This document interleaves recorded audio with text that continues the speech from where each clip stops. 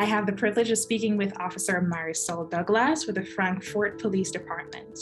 She has selflessly served the citizens of Indiana for over 7 years in her current role. Her fellow officers acknowledge her as a proactive leader and an invaluable asset to the department. She was a recipient of the 2018 Officer of the Year Award for her department due to her active involvement in community initiatives and her nature of going above and beyond her normal duties. Officer Douglass is an active member of Amigos en Azul, a grassroots police organization of Dane County law enforcement officers dedicated to dissolving cultural barriers, building partnerships, and opening lines of communication between the Latino community in Dane County and law enforcement. She is highly admired by Utility's very own Troy Bagan, who previously worked alongside her as Chief of Police, viewing her as a truly outstanding officer worthy of acknowledgement. So I'd like to thank you for taking the time to speak with me today, Officer Douglass. That's a strong one. It's a very, very strong question, and I can't emphasize that enough. Ever since the last 7 years that I started, I would have never imagined myself in these shoes 7 years before today. And my experience has been nothing but amazing. Every day I come to work, I love it. I always told myself that the day I do come to work and I just feel like it's just not for me anymore, I will, put the badge away and be done with this, because that's the only thing that this profession and career deserves, is someone that can give everything they can possibly give to themselves, for the community, to better, the community as a whole. So my experience has been amazing. I've had a tremendous amount of opportunities in different experiences that I would have never imagined being placed in. However, it comes with a job, and I wouldn't expect anything less. A woman brings that maternal, image to whatever situation you're going to approach, whether it's a victim, you're going to speak to a victim of a crime, and perhaps they may feel a little bit more comfortable speaking with a female officer. And so overall, you can use that as well within the department. I believe I've, gotten really close with the guys that I work with. I was the first female here. I can't remember, we used to have a female, but I couldn't remember what year it was. So when I started, I was the only female for the department as a law enforcement officer. So it was nerve-wracking, to say the least. However, they accepted me. Even the older gentlemen that you would think you would have to maybe show a little bit more macho, tough, I can handle this. It wasn't like that. It's amazing that, they treated me and still treat me like a sister. And, sometimes if I see incidents and it's a critical incident that's happened, I'm not afraid to go out of my way and ask, any of my own guys that, just ask them how they're doing and maybe try to, check on them. And that's, again, bringing that maternal viewpoint from an officer, a female officer. So I completely am pro, adding more females to the department, and trying to, it's hard, but I'm thrilled to be a part of this.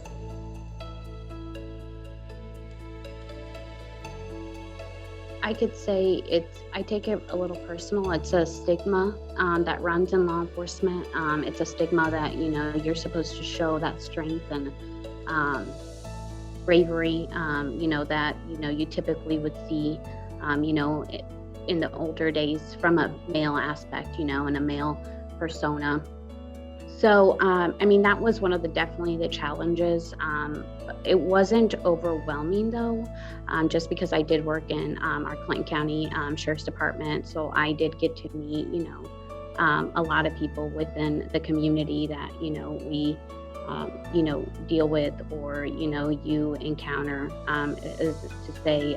So it wasn't like I needed to come out here and show a strong persona that I could handle it and get But at the same time, you see it on the other side, as you hope these gentlemen that you work with, they ask backup, and, that you hope that they trust you completely, that you, as a female officer, are going to enter a situation and they're going to feel completely, comfortable that you're going to be their backup. So that's definitely been one of the biggest challenges that I feel like I've, encounter, and I feel like every day you still, there's still a sense of, have I met that criteria?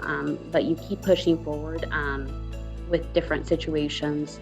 And I think one of the ways to overcome it is really continue getting more training, and even having those conversations with, your fellow officers. What can I do better to, better myself? It's never to be afraid of asking those questions to your own officers, so you can truly, be a better officer overall, for yourself and for them, and you just never know what kind of feedback you can get back from them.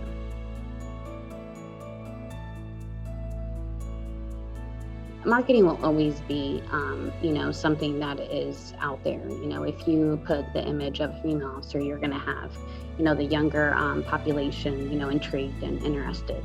But one of the things we don't think about is, actually putting ourselves out there on like events within the community.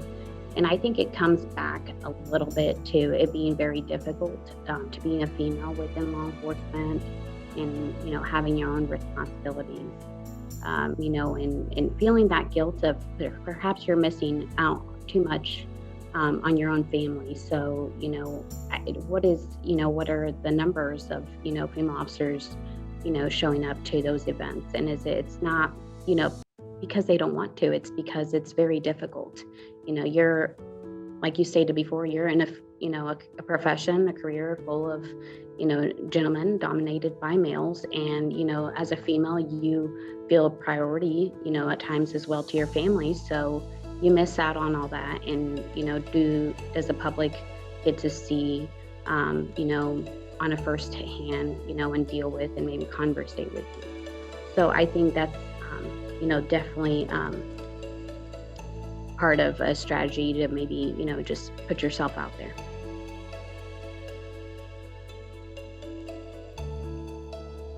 I really did not. We don't have female officers around here.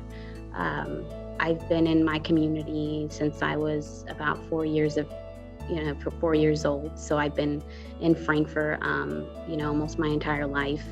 The biggest thing that helped me, I would say, jump on this profession, because I feel like the profession chose me. I didn't choose it until I fell in love with it. Mm-hmm. I gave it a try.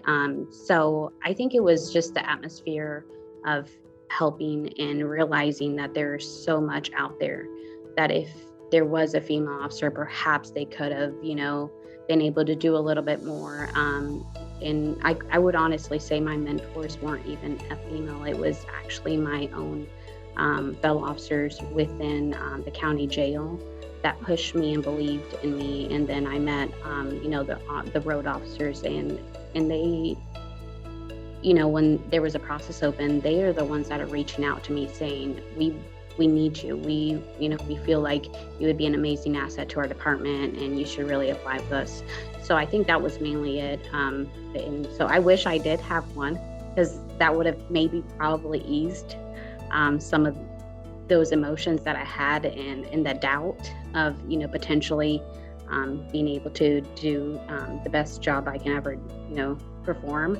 But I decided to be the trendsetter and change the community a little bit. They really do play a very vital role. And I've seen it hands-on, whether it's been on incidents and calls that they've responded and I haven't been available.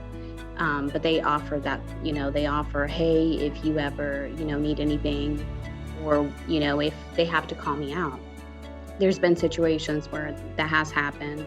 Would you feel better if a female officer was here? We do have one available. And so just having them,